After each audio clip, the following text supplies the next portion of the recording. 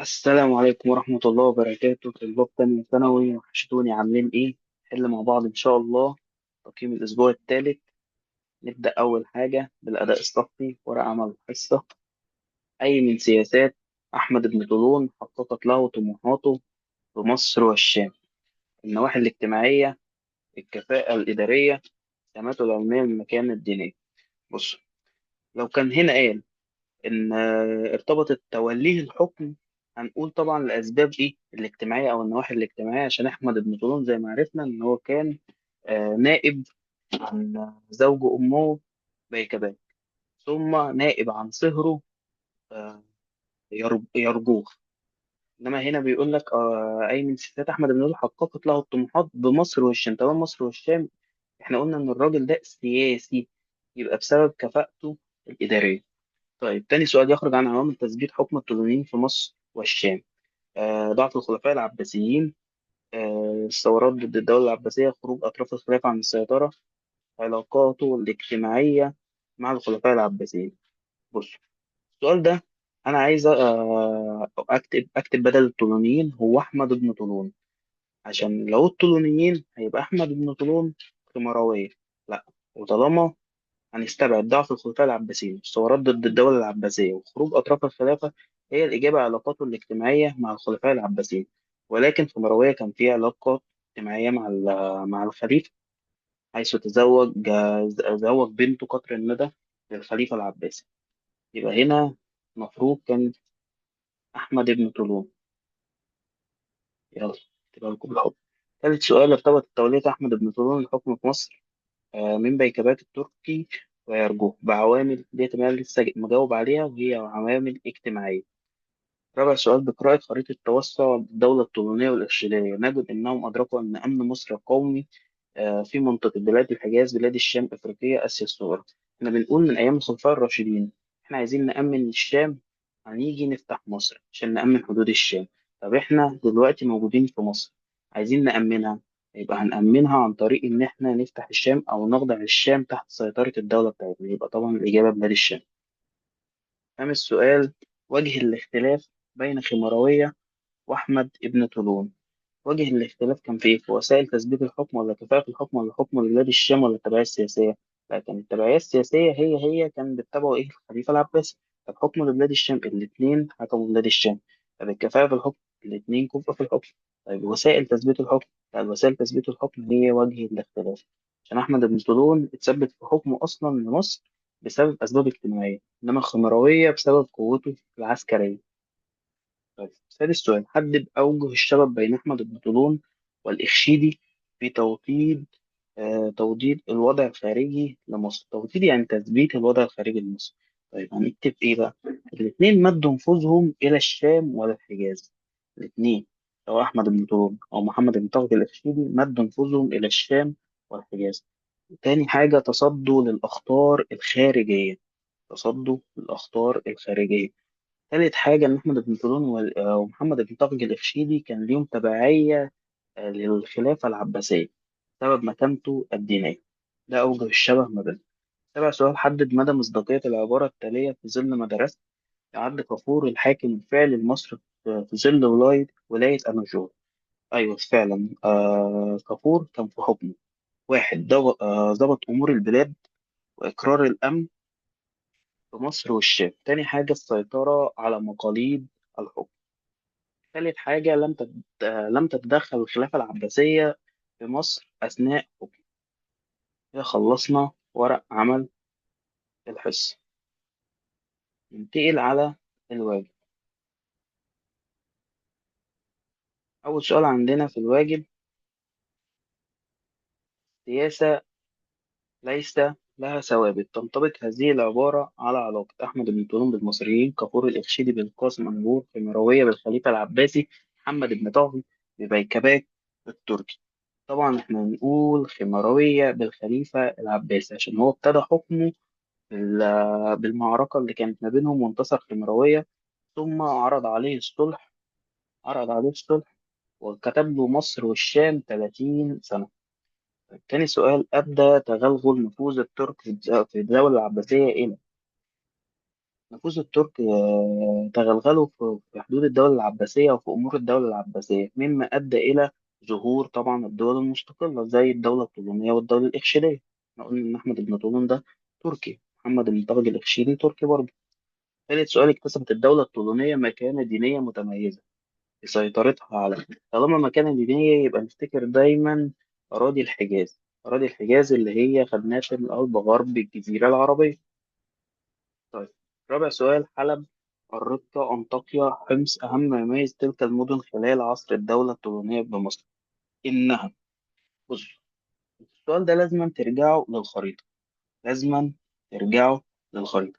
ليه؟ عشان انتوا لما تبصوا على الخريطة هتلاقوا جزء أحمر كده في الخريطة في الأربع مدن دول، وهتعرفوا ساعتها إن الإجابة هي ديت منطقة نزاع مع العباسيين. كان في نزاع في الدولة الطولونية مع الخلافة العباسية في المنطقة ديت، في المدن ديت اللي هي حلب والرقة وأنطاكيا وحمص. يبقى الإجابة كانت مناطق نزاع مع العباسيين. خمسة: بيت الشعر المقابل من قصيدة لأحمد شوقي من حكام مصر في عصر الدولة المستقلة المستطيع القول بأنه استجاب لنداء أحمد شوقي. القصيدة بتقول: ضج الحجاز وضج البيت والحرم واسترخت ربها في مكة، في مكة الأم، فيسفك الدماء في أرض مقدسة وتستباح منهم الأعراض والحول. فدايما نفتكر ده طبعا بمحمد بن طارق الإخشيدي اللي تصدى لمجموعة من الأعراب كانت بتهاجم مجموعة من الحجاج. يبقى الإجابة عندنا محمد بن طارق الإخشيدي. ثالث سؤال عندنا: حدد العلاقة بين وفاة يرجوخ وأوضاع مصر السياسية. طبعا هنكتب إيه هنا؟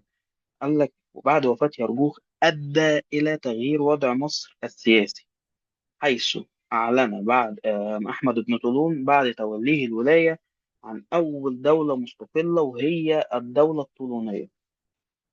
طيب، سابع سؤال: التفاف المصريين حول أحمد بن طولون منذ دخوله مصر. نكتب إيه هنا؟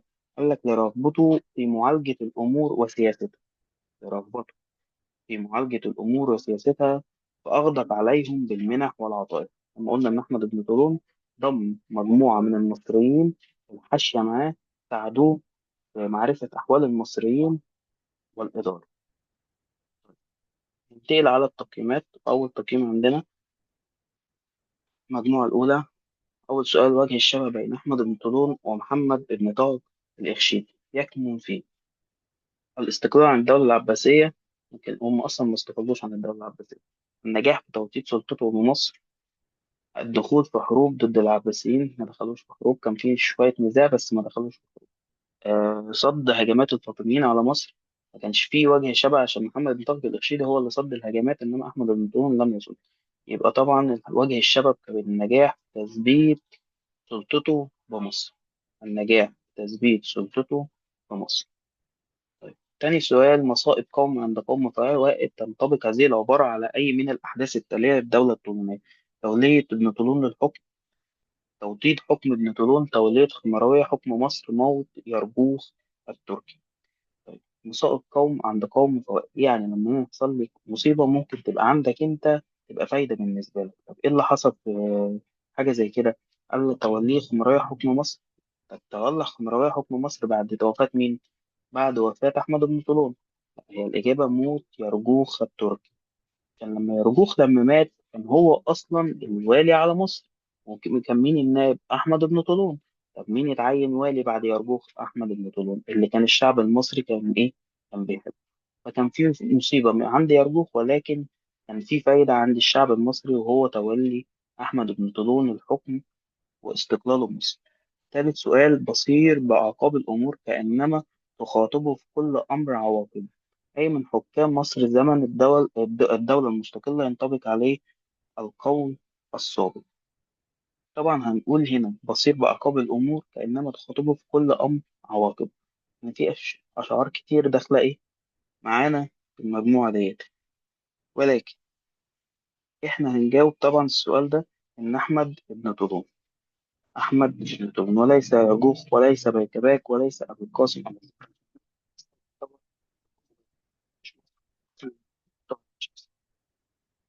رابع سؤال: حدد العلاقة بين أوضاع البيت الطولوني ونفوذ بغداد. ونفوذ بغداد في مصر. طيب، أوضاع البيت الطولوني بعد وفاة خمراوية. أوضاع البيت الطولوني كانت مضطربة، كان في صراعات كثيرة، كان في صراعات كثيرة. طب أدت إلى إيه؟ إلى إن أبناء البيت الطولوني كانوا بيضربوا بعض. طب أدت إلى إيه؟ رغبة طبعا العباسيين في استعادة مصر مرة أخرى. طب هنكتبها إزاي؟ أدت الصراعات بين أبناء البيت الطولوني إلى رغبة العباسيين في استعادة نفوذهم على مصر، ورجوع مصر إلى إلى أن تكون ولاية عباسية.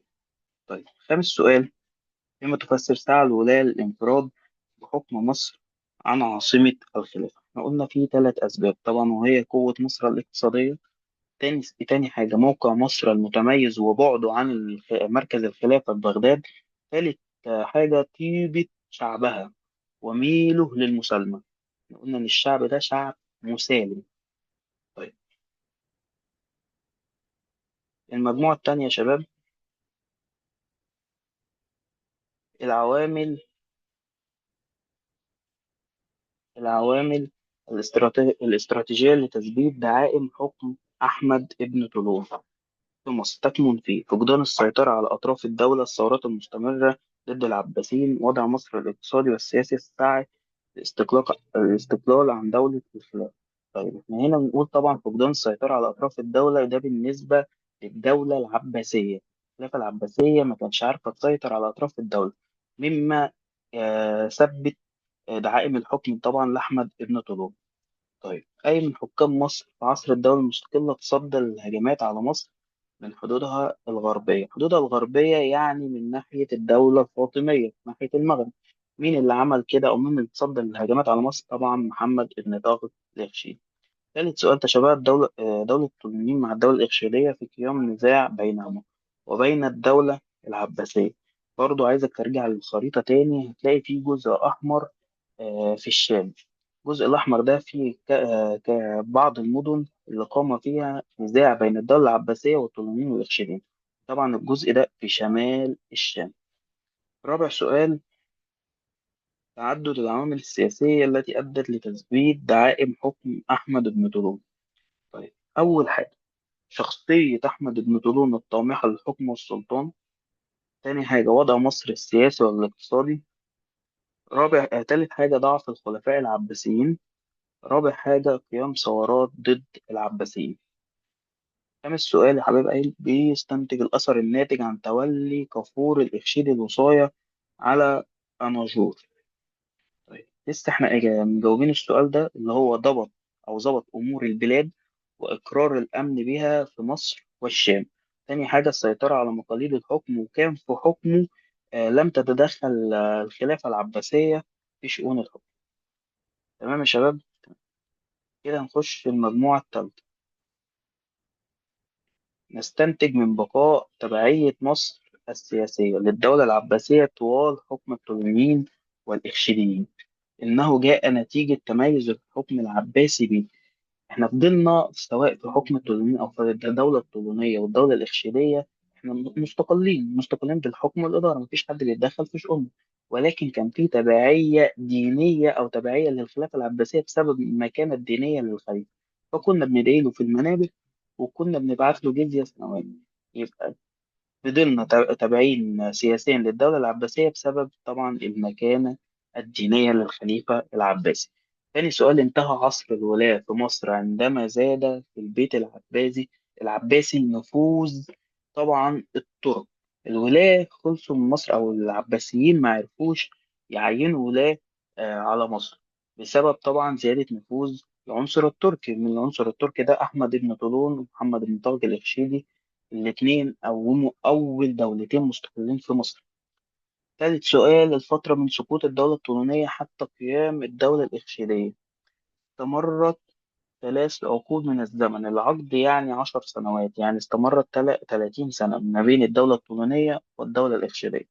طيب، حكم مصر خلال العقود الثلاث. احنا قلنا إن في أواخر الدولة الطولونية بعد وفاة خمراوية والصراعات بين أبناء البيت الطولوني، حاولوا العباسيين آه، يسترجعوا مصر مرة أخرى إلى دولتهم. فطبعا اللي كان بيحكم مصر ما بين الدولة الطولونية والإرشيدية هم العباسيين. طيب، رابع سؤال: ما تقييمك لسياسة الدولة العباسية تجاه مصر قبل زواج قطر الندى وبعدها؟ قبل الزواج كان في المعركة ما بين العباسيين وخمروية، طبعا انتصر خمروية. طب تقييمي ده موقف ضعف يدل على الضعف. ليه؟ حيث تنازل الخليفة العباسي للخمروية وأولاده عن حكم مصر والشام. كام سنة؟ حوالي 30 عام. طيب، وبعدها بعد الزواج أعطى له استقلال ونفوذ كامل في مصر والشام. خامس سؤال: أيد صحة العبارة ظهرت قدرات ومهارات محمد بن طغي الإرشيدية العسكرية قبل توليه الحكم؟ طبعا طالما المهارات العسكرية يبقى هنقول: واحد، تصدى للفاطميين الذين قاموا بالهجوم على مصر. تاني حاجة، تصدى لمجموعة من الأعراب الذين هاجموا مجموعة من الحجاج في منطقة الشام متجهين إلى منطقة الحجاز. كده خلصنا المجموعة الثالثة، خلصنا وحلينا تقييم الأسبوع الثالث، وأشوفكم إن شاء الله في الأسبوع الرابع. والسلام عليكم ورحمة الله وبركاته.